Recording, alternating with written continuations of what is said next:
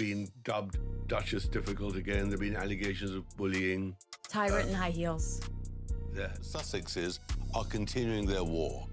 They are all the time looking for a way to needle and to discomfort. For them now in Montecito, there's a moment of grave concern because stripping the royal family of title.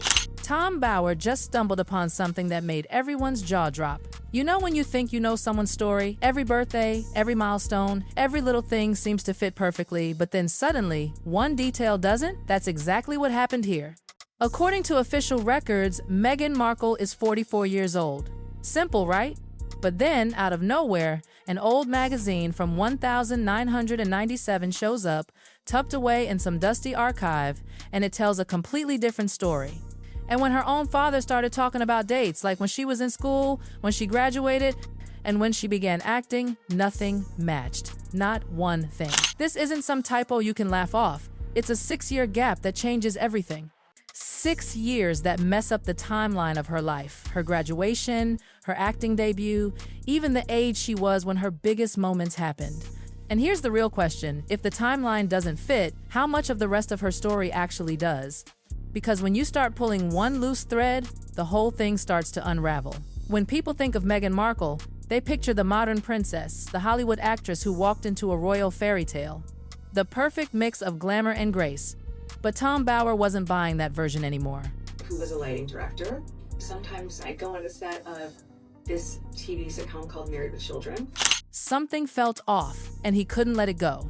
So he did what he does best. He started digging. He looked into records, timelines, archives, the kind of stuff most people never even think about checking. And what he uncovered didn't just raise a few eyebrows, it flipped the entire royal story upside down. The Meghan Markle the world knew, that sparkling image polished to perfection, might not be the whole truth. Every milestone, every article, every interview, it was all too precise, too perfectly timed.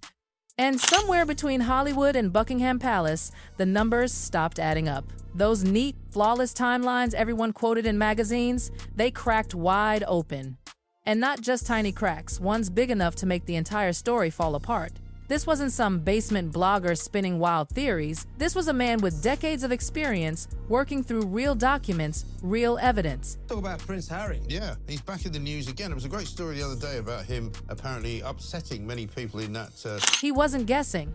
He was comparing actual records side by side, cross-checking dates, looking at real archives, doing the hard work that separates wild gossip from legitimate investigation. And every time he matched one document with another, the story changed. The birth year in palace records didn't match what appeared in older archives gathering dust. Major career milestones, each one had a different age depending on which record you looked at. And we're not talking about people forgetting details from 20 years ago. These were printed, official records. Documents that should have been concrete. But instead of one solid story, there were two completely different versions of Meghan Markle's life. He's going to England for the Platinum Jubilee. And this is very exciting, yeah. So, GB News. 2 timelines, 2 versions. And the gap between them? 6 years. Not 1 or 2, 6. That's not a typo. That's a full rewrite of a person's identity. Because if these documents are accurate, the Meghan Markle the world met wasn't the age we were told she was. She might have been older. Significantly older. And if that's true, then everything, the wedding, the career moves, the carefully timed announcements starts to look very different. Had enough of Harry Yes. and Meghan, so we know that they weren't invited to the recent gathering at Palace. It changes how every decision looks. Every public appearance, every headline, every royal event suddenly takes on new meaning. Were those choices made by someone in their mid-30s or by someone pushing 40? That gap matters. It changes how we see ambition, opportunity, even timing. Because once you see that 6-year difference, you can't unsee it. It's not just about a number, it's about the story built on top of that number.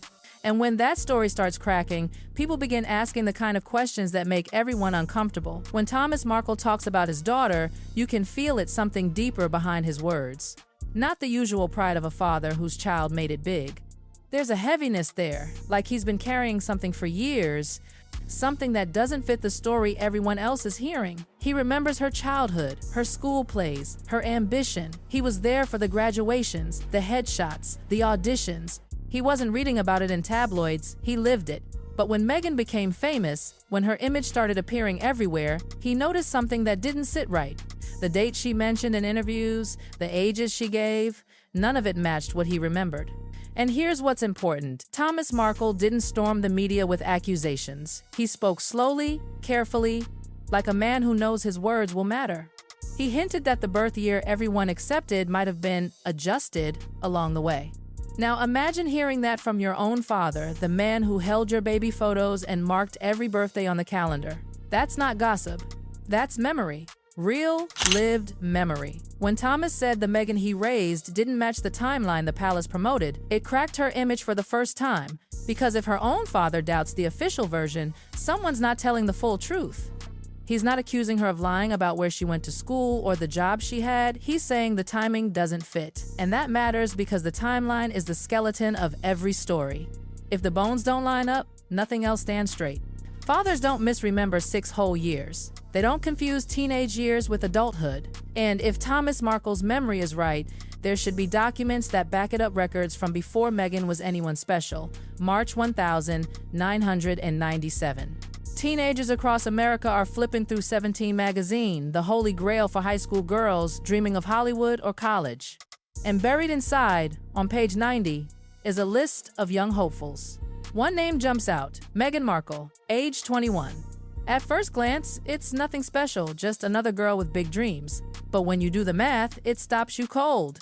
If Meghan was born on the 4th of August, 1981, like official records claim, she would have been 15 that year, not 21.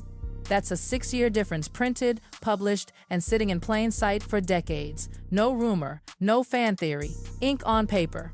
A magazine printed in real time, before she was famous, before there was any reason to care about her age. You can still find that issue today. Flip to page 90 and there it is, Meghan Markle, age 21. It hasn't been changed, edited, or hidden. It's just sitting there, quietly contradicting the royal narrative. Now, if that magazine was correct, it means Meghan wasn't born in 1981, but around 1975 or 1976, which means when she started acting, she wasn't some fresh-faced 20-something. She was closer to 30, an age that, in Hollywood, often gets you overlooked. And when she married Prince Harry, the world thought she was 36. But what if she was already in her early 42nds? That changes everything, the pregnancies, the timing, even how her modern fairy tale was presented. The palace sold the story of a young actress entering royal life with youth and energy. But if she was actually older, then the story shifts from fairy tale to strategy. Because 6 years in Hollywood and in royal life is a lifetime. It's the difference between being seen as rising or reinventing. And then comes the shocker. Tom Bower's research didn't stop there. The old 17 magazine entry was just the start, because once one record doesn't fit, others start to look suspicious too. If a magazine could say she was 21 inches, 1997, what else is out there that doesn't line up? What else got rewritten when the palace turned Meghan Markle into the Duchess of Sussex? If you lay the two versions of Meghan's life side by side, it's like staring at two entirely different women. 1. The official version, born August 4th, 1981, Los Angeles, California, making her 44 today. That's the story the palace has repeated endlessly, printed in every article, sealed in every biography. But then, there's version 2, the 17 magazine listing from March 1997, calling her 21. And if you trace that back, her birth would fall around 1975 or 1976, meaning she'd be nearing 50 now. Not just a small detail, a whole new frame through which to view her life. Think about it. This isn't about vanity or numbers. It's about truth versus presentation, because a 6-year difference changes the meaning of every chapter that followed. It turns her from a young actress trying to make it in Hollywood into a woman reinventing herself in an industry obsessed with youth. It changes how people saw her marriage to Prince Harry, not a 6-year-old stepping into a new life, but a woman in her 40s navigating fame, scrutiny, and timing that suddenly makes far more sense. And if that's true, if the magazine wasn't wrong, it also shifts how we view the pregnancies, the birth stories, even the carefully crafted family image. Because when Tom Bower pulled at the age thread, something much bigger began to unravel, the entire royal birth narrative itself. According to someone who actually worked inside Portland Hospital, the story Harry told in his book Spare didn't line up with medical reality. He described a calm, candlelit room, Meghan glowing, 2 epidurals, and then barely 2 hours later they were home at Frogmore Cottage. 2 hours. But anyone who's given birth, or even visited a maternity ward, knows that's impossible. Doctors came forward shaking their heads. Epidurals don't work like that. You don't get 2. It's one continuous process. And you definitely don't walk out 2 hours after delivery, not when anesthesia is still in your system. The drive from Portland Hospital to Frogmore alone takes nearly an hour, sometimes more with traffic. That leaves what, less than 60 minutes for labor, birth, recovery, and discharge paperwork? It doesn't make sense. And then there's the part about her condition. Multiple reports suggested Meghan had high blood pressure, maybe even signs of preeclampsia. And hospitals do not release mothers with those symptoms hours after giving birth. Those women stay for observation for days because preeclampsia can turn dangerous in an instant. So if Harry's account is to be believed, either every medical rule was broken, or the story was polished for public consumption.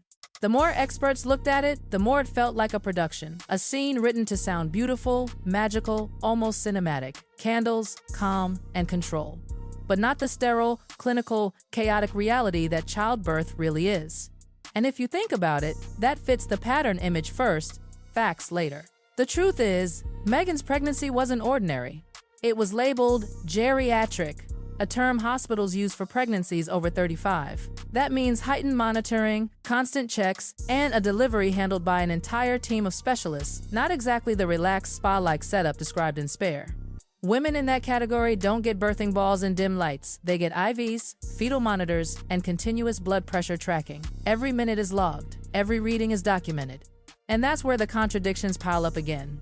If she was indeed in her early 40s, the medical protocols become even stricter, meaning that the serene version we were sold wasn't just unlikely, it was medically impossible. The book's portrayal of 2 epidurals, quick recovery, and drive home in 2 hours would mean skipping vital safety checks, rushing postnatal monitoring, and violating standard hospital discharge procedures.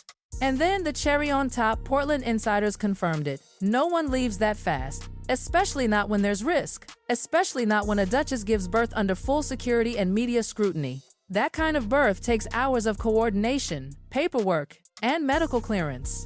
The story Harry wrote, the one the world believed, simply couldn't have happened as described. So once again, the pattern repeats itself. 2 timelines, 2 realities.